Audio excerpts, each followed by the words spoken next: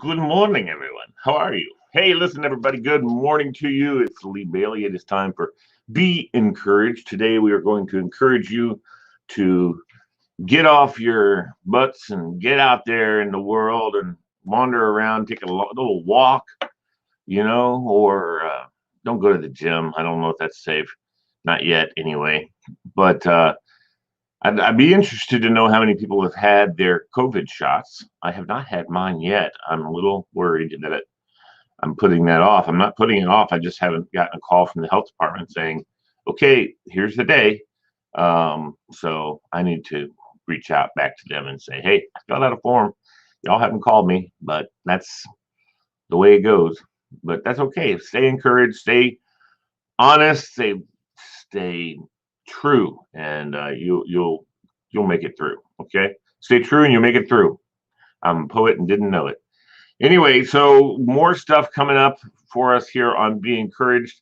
My main man Dan Morgan will be joining us here momentarily. The MOG from Ohio, and he and I are going to talk a little bit about encouragement, what it means, and what it takes to really encourage people who are just in a real bad spot. That's what today's focus is going to be on, talking to and ministering and just loving on people who are really having major issues and major troubles. Those are the people that are, like it says I was good to the least of these. Well, how do I go about doing that? And Dan hopefully will have some information to chime in on that. Maybe we'll have some scripture references to see about that, or just world references.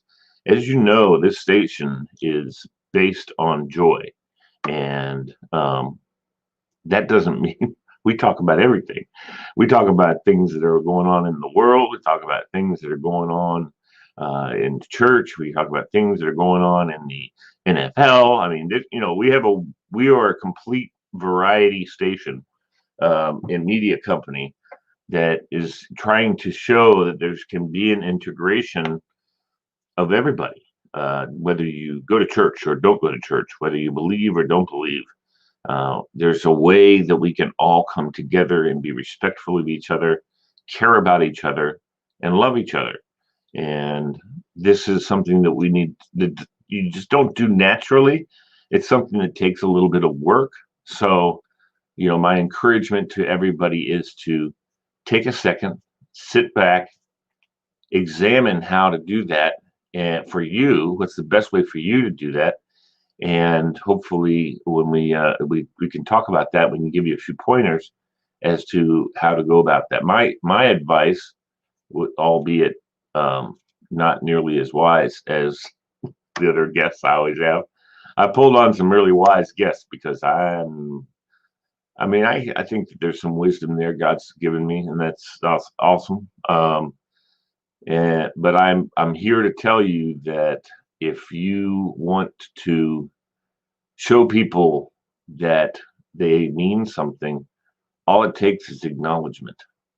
You just acknowledge them as a human being, and you can do that to even a stranger on the street by just making eye contact and smiling and nodding your head.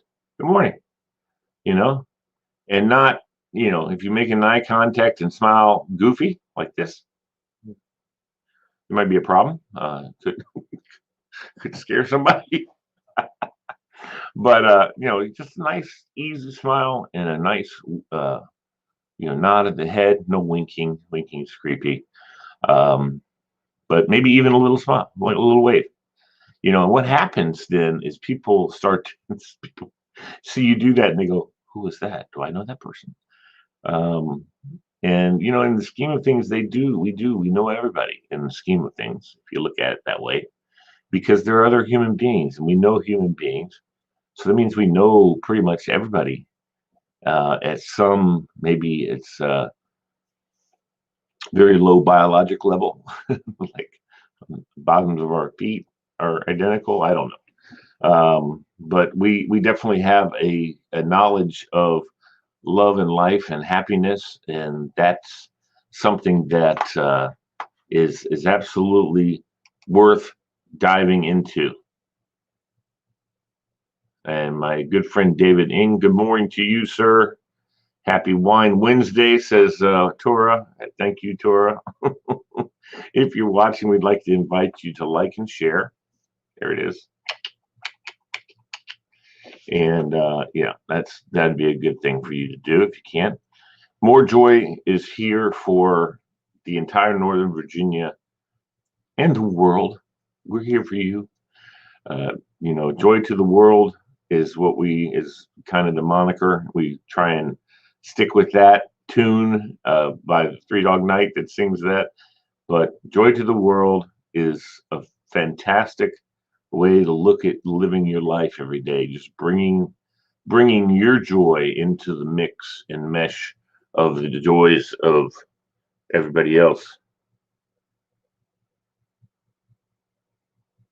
All right, so Dan's going to be joining us from home. He had to install Firefox to be able to go up on the screen with us, so he's doing that right now, and then he's going to join us from home. He didn't make it into the refectory or the church this morning, and so we're looking forward to having him. And I'm also trying to let you guys know that as far as encouragement is concerned, a lot of times one of the best ways to encourage people is to find those good spots in the world that are, out there to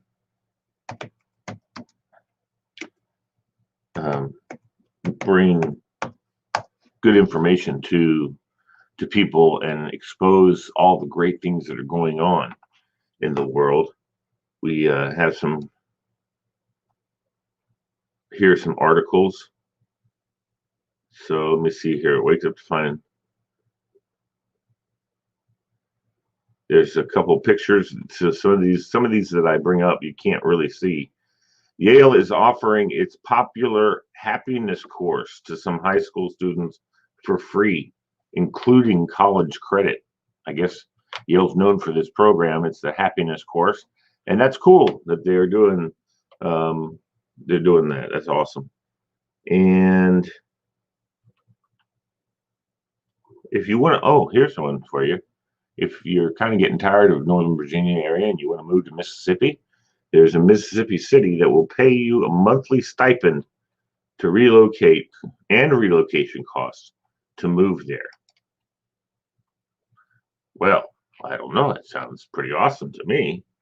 Let's see where that located. See where it says that is. How about a move to a charming place that will pay you $6,000 to relocate and move there for a year? You just have to go and stay there for a year. It's the historic city of Natchez, known for its rich sunsets, vibrant festivals, meandering bike paths, and antebellum homes, is offering remote workers $2,500 in moving expenses and $300 a month for a year to help people up sticks and move to town. Pretty cool. Well, if you're ever wanting to go to Natchez, you can look it up. I don't know if this picture is from Natchez that I'm looking at, but it looks like a pretty cute little town. So check it out. You can find a place to live in Mississippi. Yeah, Mississippi. Some people, yeah, that'd be cool, man. I tell you, I have friends and my dad even went to Mississippi after the storm, and it was terrible. So what else is there here? Let's find some more stuff in our good old USA for encouragement.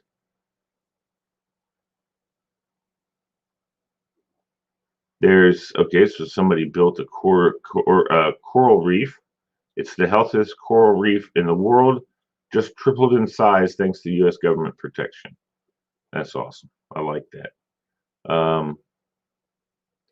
So some former prisoners turn waste into beautiful furniture, rebuilding their lives at the same time. That's an interesting, and that's a good way to look at things if you're out there in the world and you're trying to make a difference in people's lives. Check this out. Recycling talent and material. Former inmates' quirky furniture pieces have from salvaged construction site garbage while using the woodworking talent of formerly incarcerated individuals. That's awesome. Operational only 9 months. They has nevertheless hired 6 ex-convicts and designed 10 clever pieces for home furniture, such as a coat rack, laptop desk for your couch, and tables with tech features built into, all ranging between 89. Now, see, that's where you go and you have a chance to help those people out by just buying the furniture that you might need for your home. So try that out. Here he is, ladies and gentlemen, the sage of all times, the man, the myth, the pastor, the man, the myth, the pastor. Your eyes are turning brown. The sage of all time. I forgot my waiters today. How are you, man? I'm good, man. I didn't realize I didn't have Firefox on this thing. I'm a Mac guy, so StreamYard won't work on Safari. So no, it works on Chrome and I guess Firefox also. Mm-hmm. So yeah. So that's a Chrome-based program. How are you? I'm good. How about yourself? I'm doing well. You at your home? Yes, I am. Yep. There's your little library back there. Look at that. Yep. All those neat books they have back there. My collection of Monty Python videos. It is essential in any theological library. That's correct. The Meaning of Life is my favorite of all the Monty Python movies. Yeah. Always look on the bright side of life. Yes. Well, oh Lord, we're not getting into that scene. No, one of my favorite scenes is when they come knocking on the door and the guy answers and he goes, "Hello, did you fill out the organ donor card?" He's like, "Yeah." He goes, "We've come for your liver." Like, what? Don't you get that after I'm dead? No, it doesn't say anything about that. That's my favorite. Of course, being a transplant patient myself, I always liked that. That was awesome. Yeah, I also like this scene where they're in the back streets of England and the Catholic, the Protestant house across the street is reveling in the fact that they don't have to have so many children, and the Catholic house is, she's watching. Yeah. She goes, "Oh, could you get that, Deirdre?" Baby. I could go down to the store and pick one up right now. Yes. She's like, "Really? Ooh, would you like me to go to the store?" Is this a family show? It is a family show, so we're not going to go much further than that. Anyway, so yes, talking about things being sacred, and yes. So what I wanted to talk about today, Daniel, we could talk about this offline because that is my favorite movie. So absolutely, One Thin Mint. Yeah. So what we were going to talk about today, that I wanted to get some input from you, is how do we encourage people who are like on the real bottom end of their struggles? They're rock bottom. It's the worst time in their lives, or at least they think so. But it truly is. How do we minister to them? How do we talk to them? How do we encourage them? Not necessarily in a biblical sense or a Christian sense, but in just a human interaction sense. How do you do that with people who have just become almost this close to giving up? Well, it's sort of hindsight is 20/20, as they say. And, a very dear friend of mine who's a pastor out in Winchester, he said to me, before you have troubles in your marriage, you ought to establish a relationship with a therapist. And I'm like, I don't want to go to some crazy person to tell me that I'm crazy. Yeah. And when you get to the end of your rope as an individual, the 20/20 that I would say is you always have to have somebody that you can throw a lifeline to, and have a signal, have a word, have a text number, have some sort of flag that you can throw to your friend to say, hey, if there was ever a time I needed somebody to talk to, it's now. And I'm afraid that we're not equipped very well to do that. And so some of those signals are very hard. I have friends who have lost family members who've taken their own lives and lost the battle to depression and anxiety. And they thought they were setting up a flare, but it wasn't clear. And then the loved ones have to live with. I mean, I think probably one of the most selfish acts in history is suicide. And yet it comes from a place where people don't feel that they have anything left to give or utter despair. Yeah, left to have. And so it's really hard to say what is there. Pray like heck for those that you know that are suffering from anxiety and depression. It really does come from the outside. It has to be, we have to be the ones to make an effort for our friends and family who suffer, to reach out to, you can't read minds. And so it's really hard to say, is there a formula? I don't think so. Is there an easy way to get people who are depressed or anxious? They're not making sense of themselves, let alone being able to make sense of reaching out to others. And so it really has to be done in a cogent, clear time, in a place and space where you're thinking well of yourself, to be able to know, hey, if I ever get to this point, here's how I'll reach out, or here's, some of the telltale signs, or, it's hard. It's hard to say exactly what you could do for somebody, because most of the time those things happen because people can't see it, even the closest of loved ones. So true. And, I know that I went through a course, and I do kind of remember some of it, but it was at the school when I worked in the school system as a security person, and we were having a seminar about how to recognize the tells, or how to recognize depression, how to recognize when someone is close to making maybe a dire decision in their lives that's not going to benefit them. And so I think, in fact, do you know what those signs are? Do you have that off the top of your head? Or I don't have the list off the top of my head, but it's typically it's lack of sleep, it's self, it's what do they call it? The kind of language of self is always, it's not self-deprecating. There's no humor in it. It's abusive self-talk, lack of appetite, a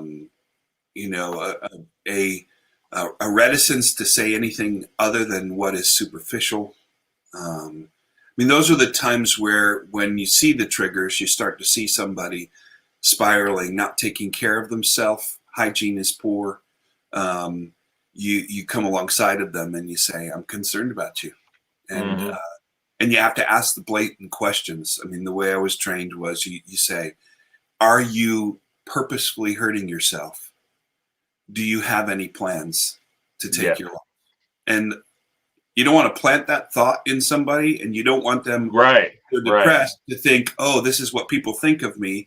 But you can say, hey, as I've taken courses, or for school or whatever, I've learned that I need to ask these tough questions because I care about you, man.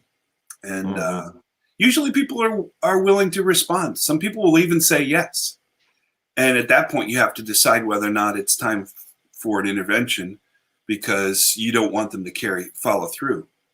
So, and as a pastor, I think if someone says yes, there's no deciding if there needs to be intervention. There needs to be intervention, right? Wouldn't you agree with that? Well, I think there needs to be a little bit more digging in before there's intervention. There's a question of where, have they thought about it? Do they have a way they're going to do it? Yeah, my father has a gun, in the safe.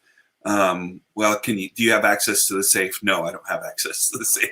And then you got to go, okay, you're thinking about it, but you can't get there. And Right. so you've got to further discern whether or not it's possible for it to happen, because you can do more damage by, I know a lot of people who have been locked up because their parents were fearful or their friends were fearful. They got some psychological help, but they are always damaged from the event of Correct. being treated that way. So it's a Right. catch-22. It really is hard to know the best way forward. Well, the warning signs I just pulled up on. Thank you for the internet. This is this is warning signs of suicide are indicators that a person may be in acute danger and may urgently need help. Talking about wanting to die or kill oneself, looking for a way to kill oneself, talking about feeling hopeless or having no purpose, talking about feeling trapped or being in unbearable pain, talking about being a burden to others, increasing the use of alcohol or drugs, acting anxious, agitated, or reckless, sleeping too little or too much, withdrawing or feeling isolated, showing rage or talking about seeking revenge, and displaying extreme mood swings. And then there's risk factors, and then there's protective. I would suggest to you guys go to save.org. It's a suicide awareness voices of education. So, and then they also have, there's youth warning signs for youth about suicide, which is totally different. I think a little bit more talking about making plans, expressing hopelessness about their future, displaying severe, overwhelming emotional pain or distress, showing worrisome behavior cues or marked changes in behavior, particularly in the presence of the warning signs above. Specifically, this includes significant withdrawal from or changing in social connections, situations, changes in sleep, anger or hostility that seems out of character or out of context, and recent increased agitation or irritability are all signs for young people. And, it's interesting. I think that there ought to be, I've thought about this before because of the whole taking someone to a psychologist or psychiatrist. Like you said, there's damage of that, just taking them and someone thinking you need this help. Yeah. One of the things that I've wanted to do for years, and I haven't pursued it because I like to do radio and all this kind of stuff. But one of the things I thought of was having the life coach that can come to you. You have call somebody up and they come in and they just meet the kid and talk to them and say, well, listen, we need, and the parents have to say, this is the alternative to me taking you to a psychiatrist. Yeah. This guy's going to come and talk to you, and he's just going to come and talk to you. Don't worry about it. It's no big deal. You're not going to an office somewhere to sit in a couch. He's just going to come and check and talk to you a little bit and make sure everything's cool and help you out. And I think that would be so great. I feel like that's something that I have a gift for doing with young people, is talking to them. So that's one of the things that I'm not a professional. I would need to take, I've taken some psychology courses, but I need to really get a degree in psychology, I think, to do it. But I just want to be a life coach. I don't want to necessarily be a psychotherapist in a room, but I would love for more people. And I'm sure there's other people out there that are in the same boat. In fact, I'm sure there's psychotherapists who would do that, who would just say, yeah, I'll just come to the house and have a seat and talk to the person if they want to, and we'll just chat. And I can hopefully then, if you had the tickets, you can walk away from that conversation knowing a little bit more about what avenues the parents need to take, what needs to happen. Maybe if you have the opportunity to talk to the kid about it or not. I know that's a whole psychological way of doing things as well. But anyway, that's something that, Dan, I just don't know why there's not more people out there that would be willing to do that. And because I have talked to kids, boy, in the school setting, just in the hallway, and they would tell me things that I was like, oh my God, and of course, anything that would hurt or that they would hurt themselves or someone else, I walked them straight to our school psychologist. It was for them to talk to him. And he was awesome. Great guy. Super guy.